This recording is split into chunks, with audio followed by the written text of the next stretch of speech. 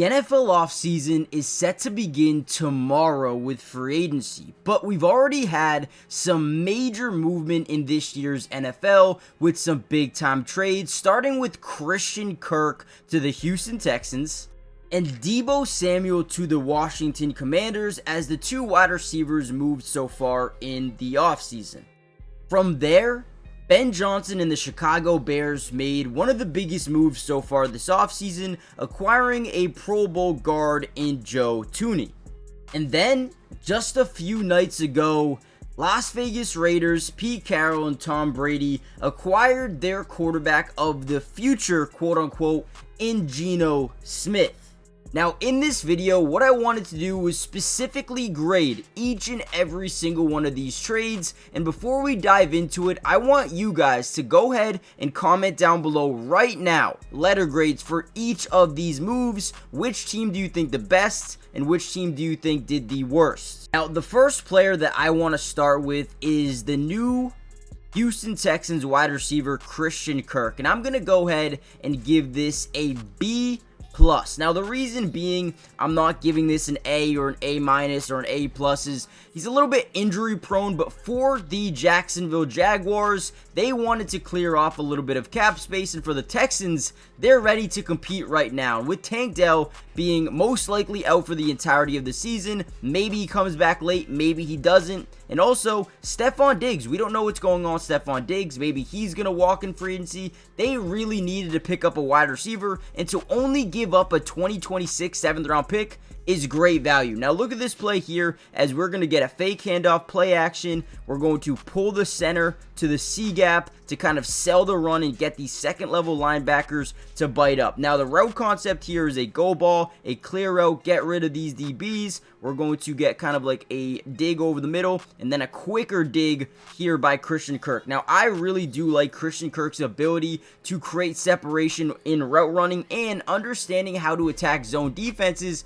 is, I think, one of his strong suits. So you're going to see a nice little head swivel here, boom, right, break inside, has that, open, right, that separation over the middle. And then his ability to make catches through traffic is another thing that makes him, someone that's exciting.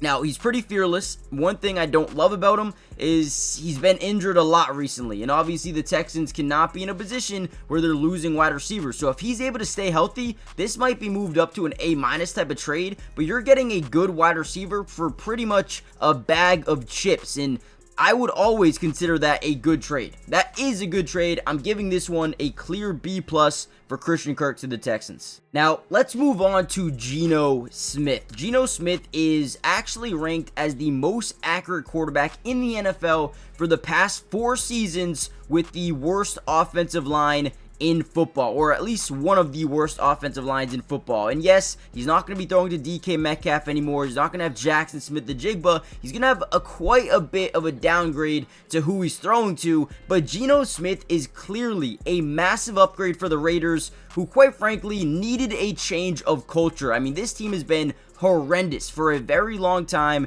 and they needed to see some sort of change under Pete Carroll. They go out, get a guy he is very familiar with, and a guy that he really likes. And again, Geno Smith is not a guy I think is going to come in here and win Super Bowls, but again, it forces them into a better spot where now they don't have to go out and overpay a guy like Sam Darnold, who might not even be better than, Geno Smith. They don't have to go out and bring in a Zach Wilson or a Justin Fields or a Russell Wilson or an Aaron Rodgers, right? Geno Smith gives them about 3 years of good quarterback play, I would say, and time to maybe draft someone. I mean, look at this play here by Geno Smith.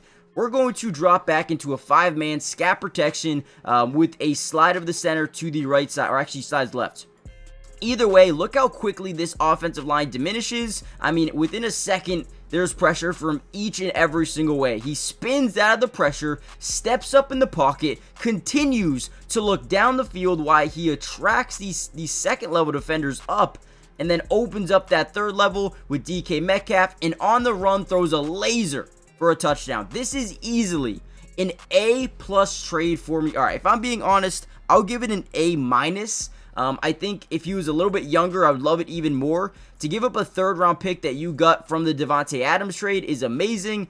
I really love this trade for the Raiders. I know a lot of people don't feel similar, but to me, massive upgrade. I don't think they're going to win a Super Bowl, but it changes the culture, which was needed. Next up is Chicago Bears' new offensive guard, Joe Tuni. I mean, this dude is a Pro Bowler, and the fact that Ben Johnson was able to land him for just a 2026 fourth round pick is quite frankly amazing, and this will go down as my only A+ grade because you can never hurt getting a Pro Bowl type of guard. Look at this play here as he is pushing back this defensive tackle, and that's not just any defensive tackle, that is Vita Vea. Guys, the Bears and Ben Johnson understand that you need to be good in the trenches. You need to have a good offensive line and a great defensive line. Joe Tuni immediately is a massive upgrade for the Chicago Bears and what they're going to want to do. They'll most likely draft a running back, in the first couple of rounds. They'll probably,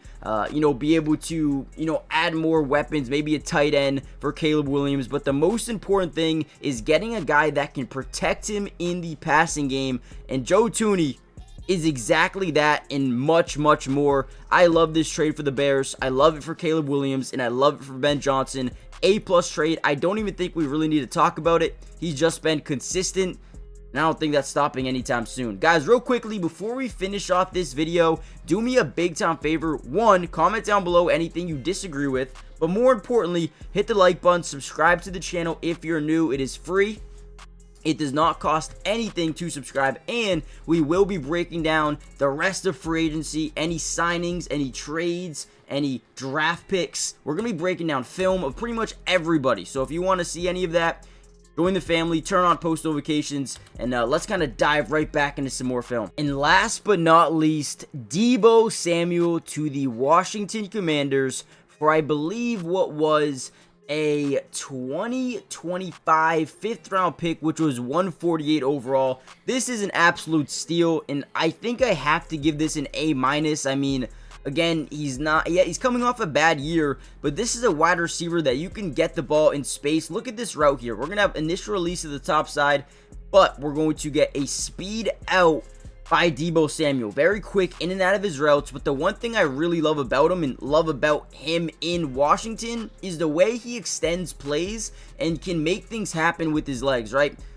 Gets the ball here, and watch his ability to catch and then stop on a dime, get 21 to over pursue, and now on a 6-yard gain, now you have a chance to extend this thing. Look at this, right?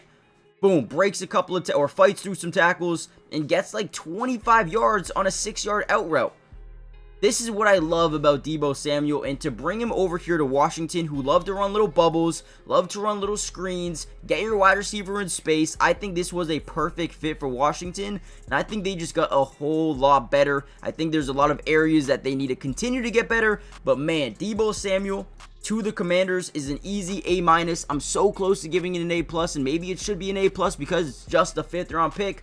But since he's coming off a somewhat bad season, I'm just going to give it an A-, but that's still an unbelievable grade for Debo to the Commanders. And lastly, let's talk a little bit about Jonah Jackson. He was also traded to the Chicago Bears from the LA Rams for a 2025 6th round pick. Now, again, I really like this one. I'm going to go and give this a B-. He wasn't great last year, but he also played left guard to center to left guard to right guard to center, right? The man was all over the football field, and if you don't have a sense of consistency at a certain position, it's going to be really tough to adjust, and I thought he did a fair job, doing what he could. And if you go back and just play him at left guard, he's actually really damn good, and you know who knows that? Ben Johnson not played with him, but had him in Detroit. He knows exactly what they want to run. Jonah Jackson is a solid player with great versatility and brings a new dynamic where he can play multiple positions if you really need him to.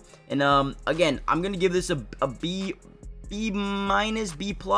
I think this was a good trade, man. I mean, you're not giving up much. A 6th round pick for a guard who can come in and be a starter right away. I think you upgrade both guard positions, not upgrade both guard positions, but add a really good amount of depth to this team now. And I really do love it. So let me know what you guys think. We're going to end the video here with Jonah Jackson. I believe those are the 5 trades. I don't think there was anything else that happened in terms of trades. But yeah, hit the like button, subscribe to the channel, join the family, turn on post notifications. And with that being said, let me know what you guys think I did wrong or said wrong. And I'll see you guys in the next one. Peace.